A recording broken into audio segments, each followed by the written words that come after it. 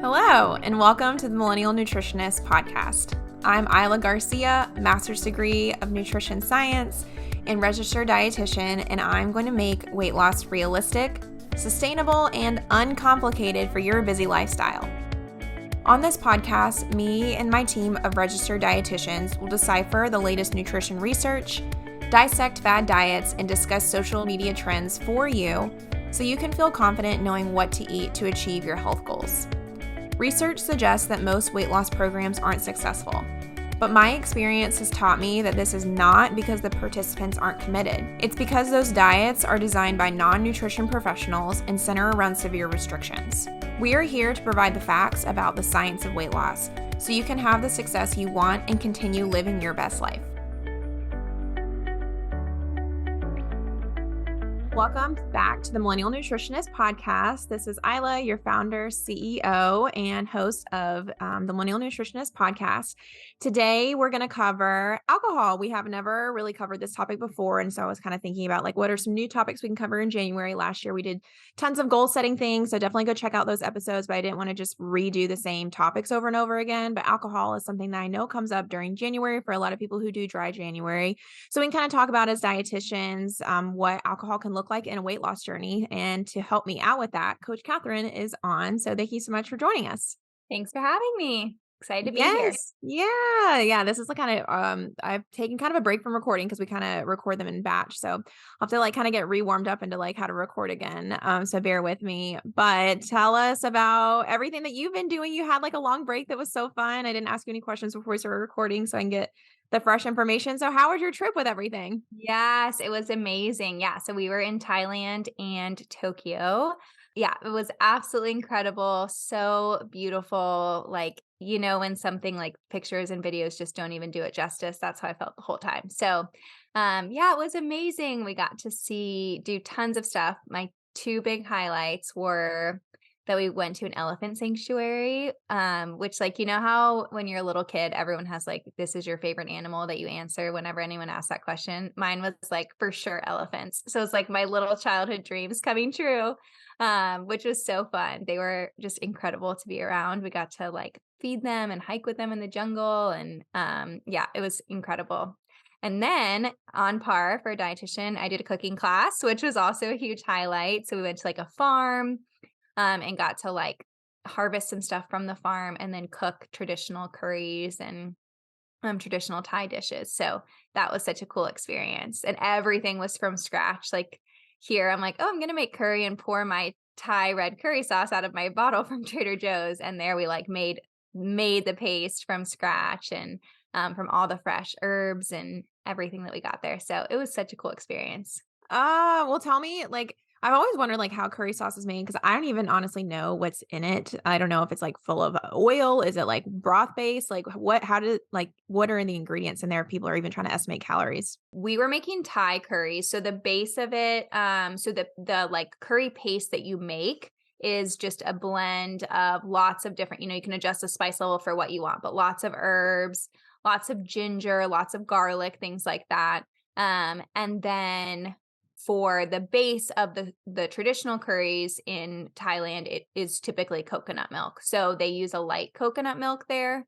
And then there is some oil, if you're cooking the meat, they use a little bit of oil, but a lot of things are also just boiled within the soup. So it's not super, super heavy. Obviously coconut milk, if you're using full fat, is going to have more calories than a lighter coconut milk, but then everything is served with rice. So they do a great job of portioning there. We have clearly messed it up here, but they give very appropriate portions. It's 1 cup per person of rice. It depends on how you're making it, but it can probably be one of those foods that fluctuates depending on how it's prepared and how the portion of it, as far as if it's a high calorie or an appropriate level for a meal. Yeah, I feel a lot of those calories do kind of come from the rice. There's a Thai place I order from here, and I always get it's a green curry. I'm I don't know what is in it. It tastes really good. But it Mhm. is I feel it's 2.5 cups of rice. I feel that's where a lot of the calories really come Yeah, from. definitely.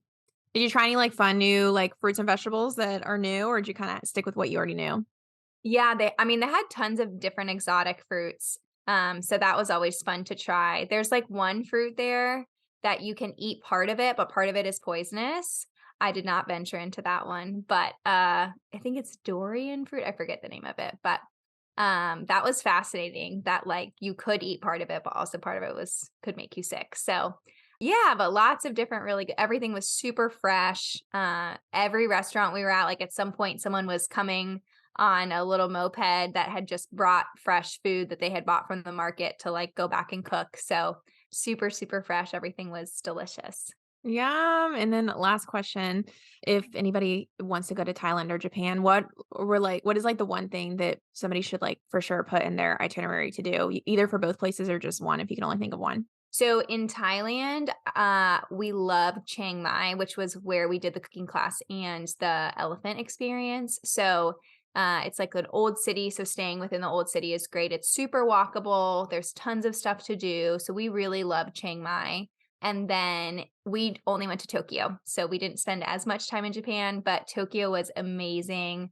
So clean. Everyone was so nice, so welcoming, just like such a like well-designed city. They like thought of everything. This is so silly, but when you in the hotel, when you come out of the shower and normally the mirror is all foggy, they put a heater in behind so you can like still see yourself when you get out of the shower if you're like getting ready. I'm like, how did we not think of that? So yeah, that's like one small thing, but just such a well-designed city. So definitely highly recommend visiting both. Any more travels coming up, or is it, like just laying low after all of your Laying adventures? low for now. Yeah, just will be here. Fun.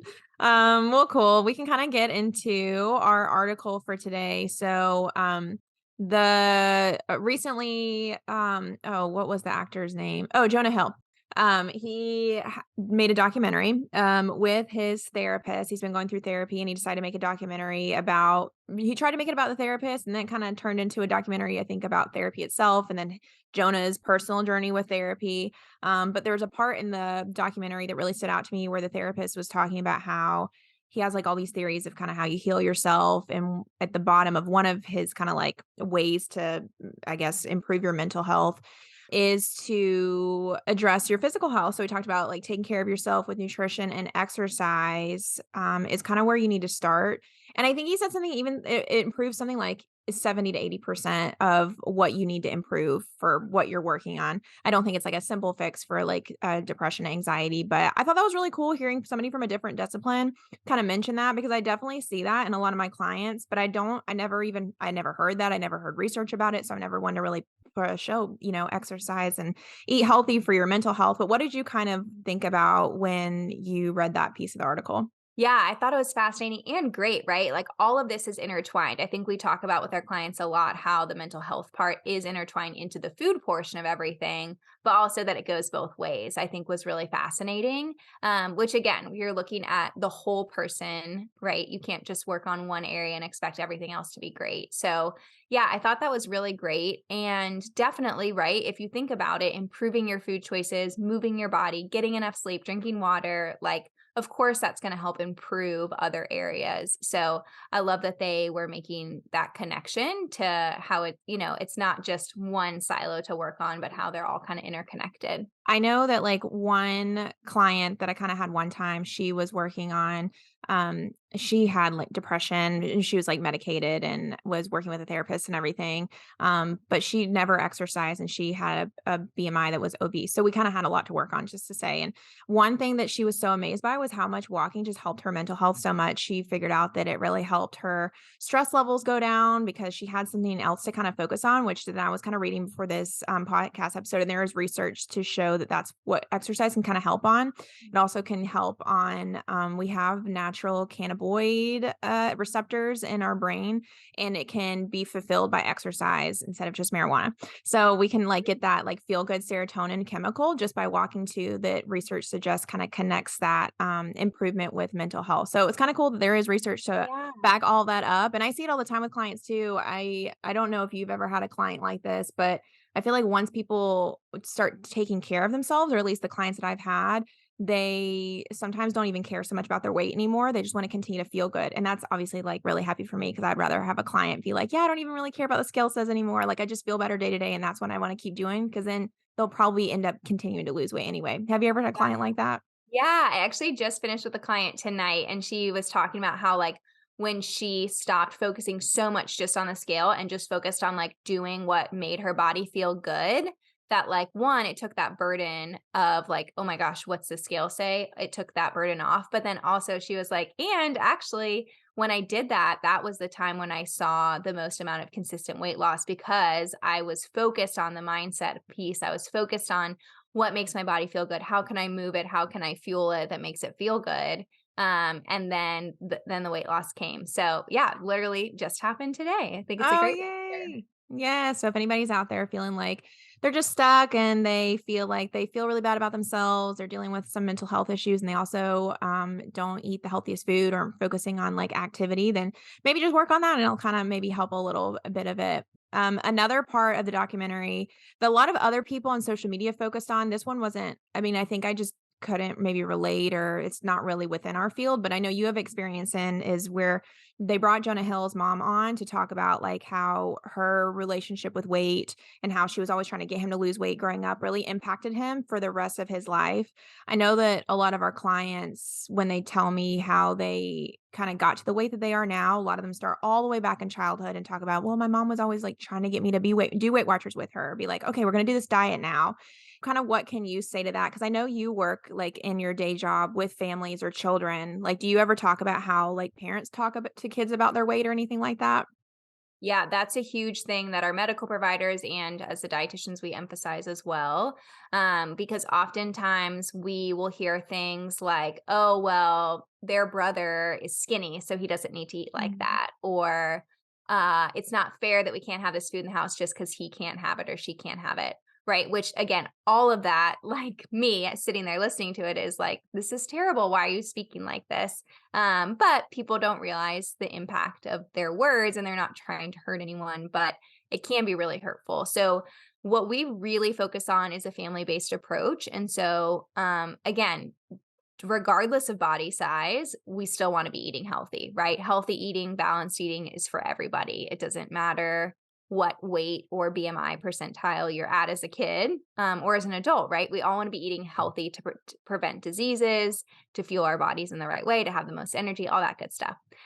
So we really focus on that family based approach. So, like, if we need to limit chips for this patient, well, the whole family needs to limit chips. And if we can't do it all together, then we're not going to do it. We're going to pick a different goal to focus on. Because to silo out a kid and just say, oh, only you can't have chips, but your siblings can, it's so unfair and so unhealthy. That's not helping them have a healthy relationship with food at all.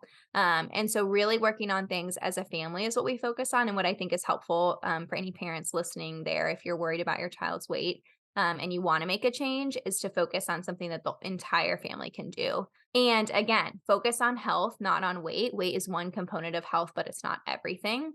Thankfully, some pediatricians are getting more training in how to talk about it. I think this is the big problem is that there's not a lot of training on how to bring this up with parents in a way that still is fostering a healthy conversation around this. Oftentimes, too, when kids have lots of growing to still do, we're not focusing on weight loss. We're just focusing on maybe slowing the rate of weight gain or even just stabilizing weight while they continue to grow.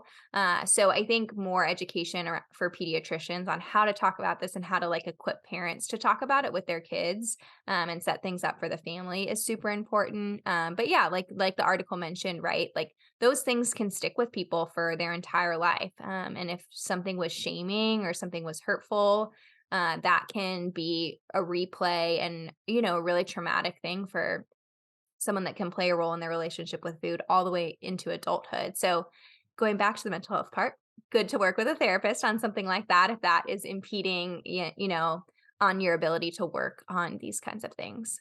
Oh, good. Yeah, I was gonna ask, like, you just transition right into, so, like, what do you do if you, feel like you were kind of like a child of that, and now you've grown up? Because I hear that time and time again, and I was kinda thinking the same thing, that honestly, a lot of it just goes down to therapy and unraveling, like, your relationship with food and what you say to yourself, like, your self-talk and your self-confidence. Yeah. Um, and I think what I see a lot is that's when, like, emotional eating kinda comes into play, that people either punish with food, like by taking away from themselves, or by overeating, like they already feel like they failed. So it's just like, so they end up overeating. So it seems like they give food a lot of power. And I don't know if a lot of that comes from childhood, but I like how you were saying that, if if you are a parent or you want to become a parent, because I know a lot of our listeners are around the same age, it's important, it sounds like, to make sure that you're practicing healthy habits and not just singling your child out.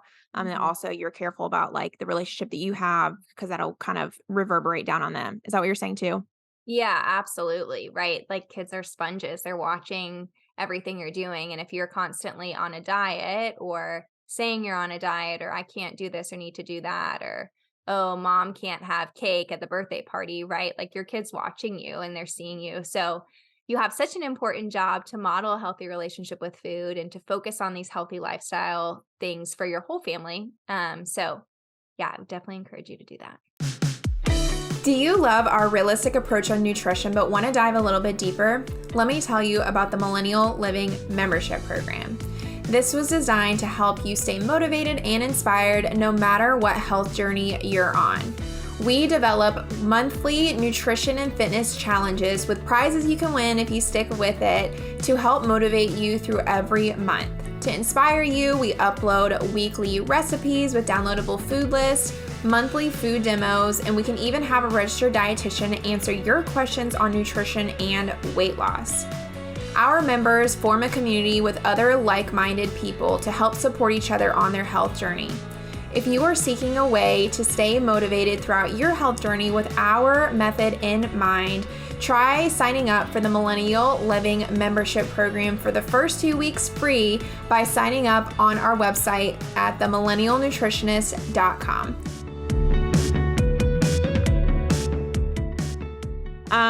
All right, well, let's get into our main topic today. So we're going to talk about alcohol for dry January. So, let's get into first, like, why does this topic relate to weight loss? So you tell me what you think. Why do people need to be educated about alcohol if they care about their health or they're trying to lose weight? Like, what is the connection or anything?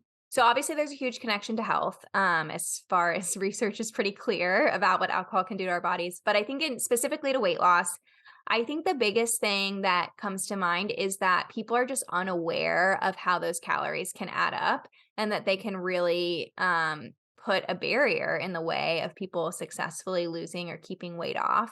That's the biggest thing that comes to mind is just like people not knowing how many calories are in things and thinking, oh, it's just a drink, right? And can't be that much. And oftentimes it's a lot, especially if people are having multiple drinks, right? That can add up quickly to well over the calories of a meal. And then you're still eating the same amount and then end up oftentimes eating more because you're staying up late. You are hungry, right? And then you get in this cycle, then you've probably had too much to drink. You didn't get good quality sleep. You don't feel so great the next day, which means you're not having energy to get out of bed early or exercise or have a productive day. And it just can kind of really get people off track. Yes, I agree. I think when it comes to alcohol, the main thing that comes to mind for me with weight loss is we just don't know a lot about it. I was literally seeing a TikTok yesterday where somebody said one beer is the equivalent of eight like slices of bread. I was like, oh my gosh, on what basis? Like, it's not that bad.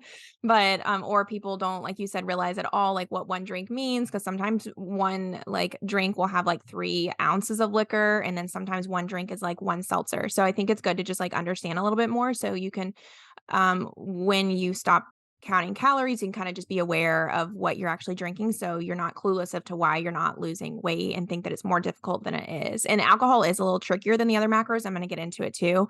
But can you drink alcohol and lose weight? Like, have you had clients do it? Is it a thing, or should people not drink at all if they're trying to lose weight? Yes, you can still drink. No, nothing needs to be completely eliminated for you to be successful in losing weight. But I think again, it goes back to that awareness and then knowing, this is a drink that contains calories that's not filling you up. And so knowing how it fits in the big picture of your overall calories and just being aware of it is huge. It's just something that comes up with all of my clients for the most part of how this plays a role. How can they still have this social component? And it's something that I end up talking actually a lot about with my clients.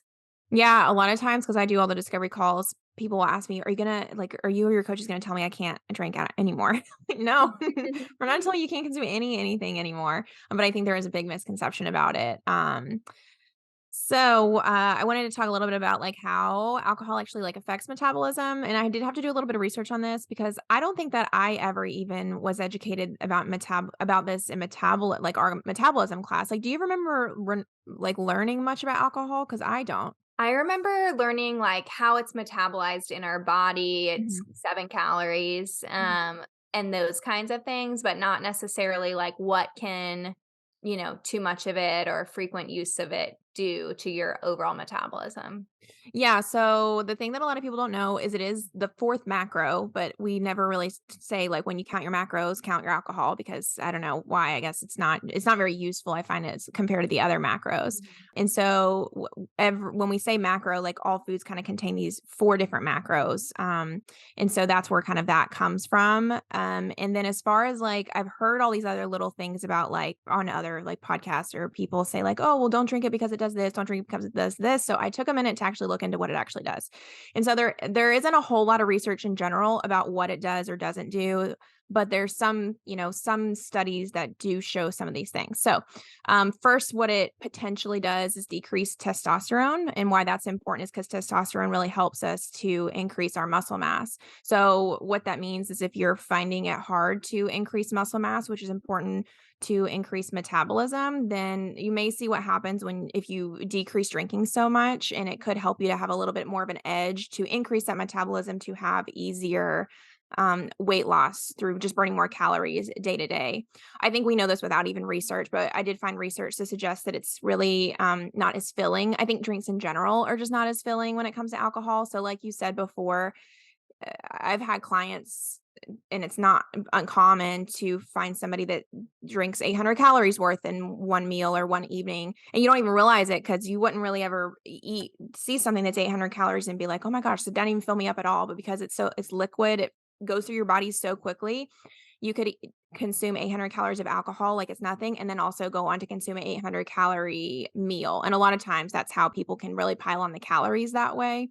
And then, like you said, it impairs your decision making ability. So, if you are trying to make goals and they're new goals, I see sometimes with clients that when they go out and have a night where they actually like get drunk, then they are not going to stick to their goal of like not going to the hot dog stand after, a long night. They're just like, blah, I'm going to do whatever I want. And then the next day they're like, oh my gosh, I would not have done that if I was sober. So, just another reason it could get in the way of weight loss. A more sciencey thing that I found is it potentially inhibits fat oxidation, which just kind of means that it may make your body hold on to extra fat. There's not super strong research for this, so I wouldn't really go around telling every single person that this happened. But when we kind of get into the nitty gritty of like why somebody might not be losing weight, it could be something to look into to be like, let's just kind of see what happens if we don't drink as much, because that could be a process of everything.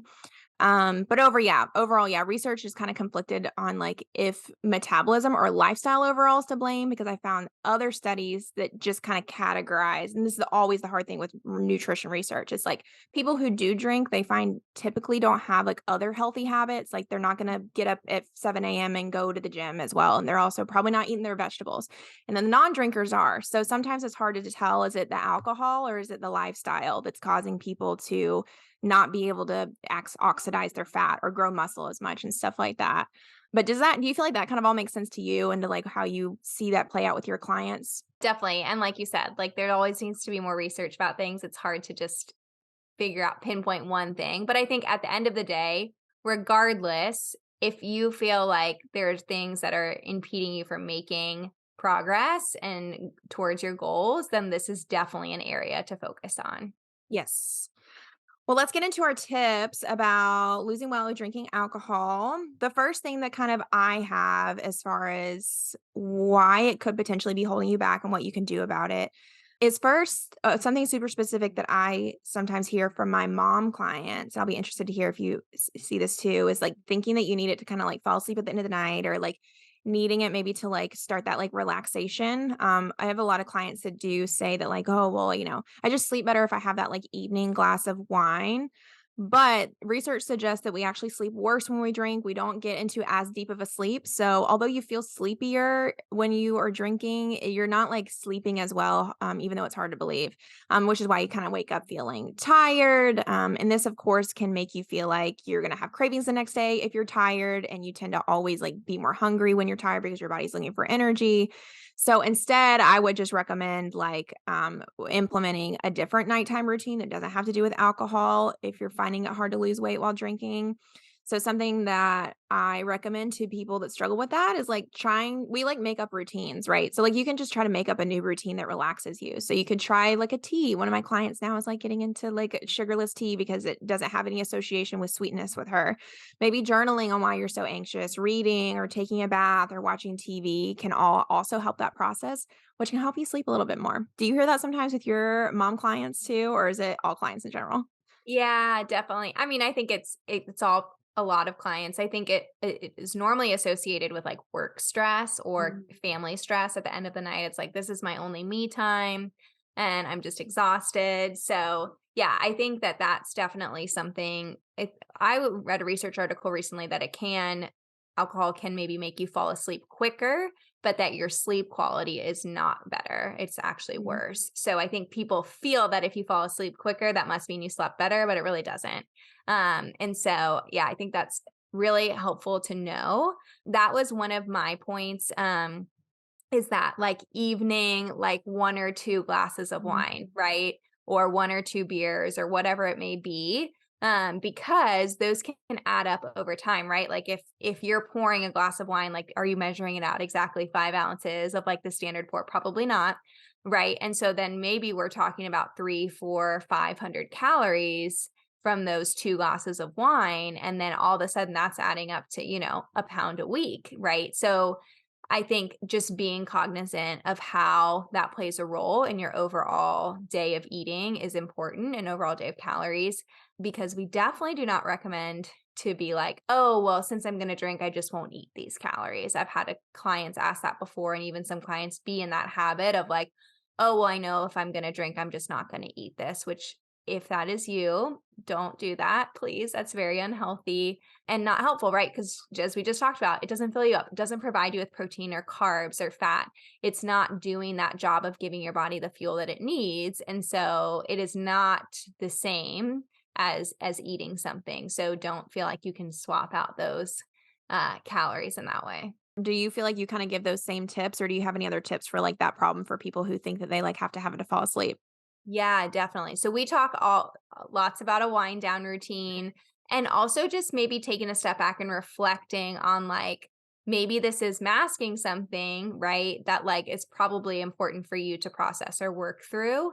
Just the same way food might be doing the same thing. It goes into the same category. And so coming up with some sort of new routine is really helpful. Definitely things that actually can help you wind down. Reading, like you said, the tea is helpful, having a conversation, calling a friend, journaling, meditating, praying, all of those things, right? Trying, if you can, trying to avoid screens because that will help as well. But, anything like that is going to be much more helpful for your sleep quality. I had 2 clients recently who, they're both moms, so maybe that's why I have it on my mind, and they, were drinking a lot in the beginning, and as soon as they started tracking, they just didn't realize how many calories they were allocating to alcohol and how much they could just eat otherwise, and it seems like they nipped it in the bud right away, and they didn't even miss it. Because I always wanna make sure, like, do you think this is sustainable? You cut this out, like, how does that feel? And they still drank, like, on occasion, but they went from drinking, 2 to 3 glasses a night to nothing because they just didn't realize even what it was.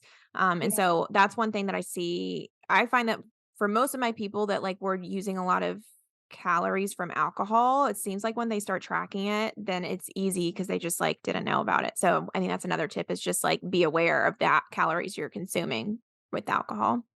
Well, I'll go into my next tip since you kind of alluded to it. Like, don't rely on it as your calories too often because I get the same thing. And it's a hard question to get when people are like, okay, but like I only have this many calories left. So, like, what should I do here?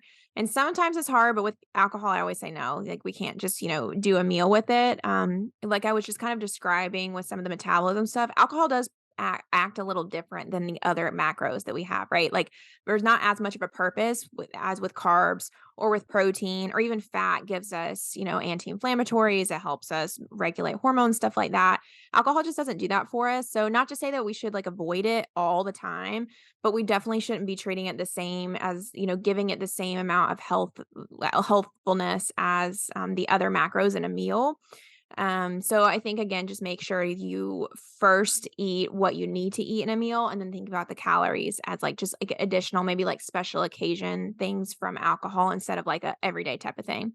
What do you say to clients who do kind of ask you that? Because you said you have some of those conversations often. Yeah, I say the same thing, right? Like we need to prioritize you eating first and getting in the calories through the food as fuel that your body needs. And then I think that's when we have that conversation of like, you're telling me that these are your goals, but then you're also telling me that this is the frequency that you're consuming this. Like these aren't lining up. So like we need to reevaluate one of them. And if your goal still wants to be weight loss, but you also want to drink 4 drinks a night, that's probably not lining up. And so what needs to give? Do you need to adjust your goals or do you need to adjust how much you're drinking? And oftentimes all of my clients end up adjust how much they're drinking, which is a good choice. Yes. For overall health and for weight loss, that is one of mine. We've already alluded to this a little bit, but just being unaware of the calories and also like measured at home drinks. So like a glass of wine at home, or if people would like to drink if they want to make a cocktail, not knowing how many calories are in that, or things like craft beer is really popular. Those can have easily 250 calories, right? So the unawareness or the like pouring things at home without measuring them can add up a ton. So, I had a client who she went out a lot with friends and with work events, and she loved all the fun martinis, like the lemon drop, the chocolate, the espresso martinis. And until she started tracking, she didn't realize how many calories were in each of those. And she would have maybe 2 or 3 when she would go out, and she had no clue. And so we had this conversation like week 2 of the program of like, okay, what can we do now, right? Because it's not like we're suggesting our clients have to cut out everything in order to have success. And so we really sort of talked about, why are you having them? Or do you truly enjoy them? Does this feel like you have peer pressure to do this? What's going on, kind of thing. And she said, you know what, I just really enjoy them. And then we're sitting there longer. And so I just end up ordering more. And so we talked about a strategy for that. And she decided that she was going to try just having one and then drinking water the rest of the time, or choosing a lower calorie option. And she felt like she still is able to really enjoy that, still to be present with her friends, and it helped her cut out a significant amount of calories. So again, it doesn't have to be all or nothing. Yes, I love that. That's what I do with a lot of my clients too. We kind of have that conversation of like, do you want to drink more alcohol for like less calories or you want to go for like a sugary one that, you really like? And sometimes it's appropriate to like, be like, no, I'm like, out for a nice dinner is what I hear sometimes with clients. Like, I want to get like a nice margarita or something. But sometimes they're like, no, I'm at a wedding and I got to get through the night. So I need to like have 5, vodka sodas and that's what's going to get the job done. It's like, good. Like we can, think through that if you know about calories and you can like make that decision when you want to. Yeah, I was gonna say too, not being aware of how many calories are in a drink are a big one that I see kind of can hold people up that don't know a lot about alcohol when they're trying to lose weight. And a tip I have for that is just like also ask, like I even ask sometimes, like ask the bartender like what actually is in this because when they have like the weirdest names ever and then like I don't know what the words are underneath like I'll just ask like does this mean it's more sugary, like what is more of like a not like a less sweet drink because maybe you don't want to just like a plain I don't know, amount of liquor with soda water or something like that. I think bartenders really love what they do a lot of the times and they're excited to talk to you about it or excited to like make you something else. If you ask, hey, is there are a lot of simple sugar in this or is this like a sweetened liqueur? Could I get this part taken out? Could I get sometimes even ask for just like stevia packets instead of the simple syrup? And so my tip for that is just like even like work with the bartender, ask your waiter like what's in it if you don't know and ask them, like how much sweetener do they think is in it? And I think that can really help too. I put here just so people know on average, like you can't really have a 0-calorie alcohol. Like it is calories. There's no, even like seltzers have calories. And so you can't get down to nothing, but we can do our best with trying to limit the sugars. So just so you know, a liquor typically is always going to have about 70 calories per ounce. So that's like a shot. Wine, there's not a huge difference between red and white. There's a little bit of a difference, but they're around like 110 to 120 calories, I think, for a 3 or 4 ounce pour, I think. Correct me if I'm wrong. I think And 4 to 5 ounce. 4 to 5 ounce. And then beer, I find varies across the board. Like you can have a 100 calorie beer and then like a 300 calorie beer. But a lot of times with that, if you notice, it's typically the more alcohol content, the higher the beer percentage. So it's not like they're just adding sugar some of the times. Those like 5% beers are typically the lower calorie ones. But just so kind of people know, because I feel like there's a huge like misconception around like, oh, if I put nothing in it, there's gonna be 0 calories type of thing. Yeah, no 0 calorie drinks. Just water. Yes. What is another kind of tip or challenge that you see with alcohol? We touched on this a little bit earlier, but like the impaired judgment and then people getting in this cycle of like, well, I had more to drink, so then I was snacking and I was up later and then my sleep was poor and then I was hungry the next day and didn't feel so good. People just don't realize how much it can derail things. And so I had a client who was having a lot of those weekends and getting really frustrated at her lack of progress because she's like, I'm trying so hard during the week. And then the weekend, it all just goes away because, this keeps happening. And so we really talked about, again, back to that, like, okay, right, these are the goals that you want, but this is what's getting in the way. What are we going to do to have a solution? And so she basically came to the conclusion that, it was more important for her to be at a healthy weight and to feel better and feel confident than it was to choose that amount of alcohol. And so she decided that, she was still going to see those friends, she was still going to hang out with them, but she was going to really limit her amount that she was having. And at first, she was really worried about what that was going to look like, or that her friends might be, judge her or something like that. And it was really good exercise for her to work through and us to talk about it after. Of like, first of all, which is one of my other points, is that like people really don't care that much. Like people are just want to spend time together and be together. They're not hyper fixated on like, well, what did you get to drink this time? Or what are you having? Right. Like if you have a water in between, that's a great method, is to alternate every other drink with water, or just get like a seltzer water, if you're like really that concerned about it, or a mocktail or something like that. So, yeah, I think that was really good for her. And she was able to see, like, you know what? I not only am now making more progress to my weight loss goals, but I also just have way better weekends. Like, she wasn't hungover. She was able to have a really productive and great Saturday and Sunday. And it just helped her overall health significantly. I mean, obviously, we're just talking about the weight loss portion of this, but like, the recommendation is, right, 1 drink for women per day, 2 for men. So, like, obviously, we know the health things, like so many not good things are linked to excessive intake of that. So all of that is understood in the context of what we're talking about. But I think as far as weight loss, really reevaluating is super important. Yes. Yeah. I had a client this week too. We just finished up and I guess every time she goes down with her mom, they end up drinking a lot of wine. She doesn't really go out, but she like drinks a lot with her own mom. And so she had a whole weekend, the past weekend, of not drinking with her mom. And she was like, I felt so good. She's like, so I want to do more of that, just like not doing it. So I think like even giving yourself a break too and like seeing how you feel. She was like, I was able to go on a walk longer. So yes, Mhm. it is easy to really get stuck in those cycles. That was my other tip too, the feeling the peer pressure to drink. I find that with clients that I have that struggle the most with trying to not over consume alcohol calories, it's because they feel this peer pressure, and a lot of times it's internal. Mhm. So what I kind of work on with them too is going in with a plan. I find that like honestly solves a lot of the alcohol problems. For most people to have some sort of plan, like to be like, okay, you go into it. What kind of night do you want this night to be like? Do you want to have the nice like sugary drink because that's what you're really looking for? Do you want it to be like the low calorie but get a lot of drinks in type of night? Are you going to alternate with the water? I say the same thing.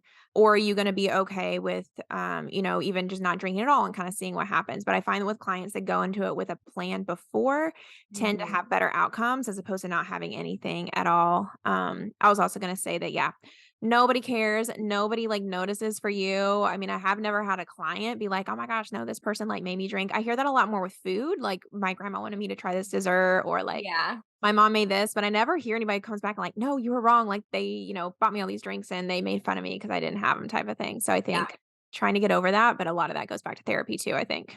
Yeah, and I think again, like with food or with drinks, people are just excited and happy to be together, right? This is just like an activity to do because people want to get together. And so I think shifting the focus back to like that's the point is to get to be social and to get to be with friends or family. And so like put the emphasis on that, not the food or the drinks. Yes. Do you have any other tips for us? I think that kind of covers them all. Yeah, but just Yes. being aware of it and knowing that this if you're feeling stuck, this is definitely something to evaluate. And I think dry January is a perfect like chance to try it out, right? If you've never tried something like that before, if you're worried about the peer pressure part, like dry January is a popular thing. And so if you say like, "Oh, I'm just hanging out, I'm doing dry January," like I don't think anyone's gonna have something to say back to that. And I think it's also empowering to know like you can still have fun and you can still be with friends and you can still do things without alcohol. And so just I think dry January is the perfect opportunity for that. Yes, yes. And again, we're not saying that we think that you should stop drinking. Like, we know that's not realistic. We just want to, again, teach about like how you can have balance with it. And if you do kind of struggle with any of these problems, hopefully this helped you to kind of get over January and into February and easily eliminate some calories this way that doesn't even fill you up anyway. Well, thank you so much for joining us today, Catherine. If you are listening, please make sure to subscribe to our YouTube channel. We're trying to build up an audience over there. This gets released on YouTube as well as on Apple and Spotify. So thank you so much for joining us today, Catherine. Thanks for having me. Thank you so much for listening to the Millennial Nutritionist Podcast. For daily weight loss tips and nutrition information, you can find us on Instagram at the.millennial.nutritionist and on TikTok at millennial.nutritionist. If you find this information helpful, please subscribe to the podcast and share it with a friend who needs encouragement on their health journey. See you in the next episode.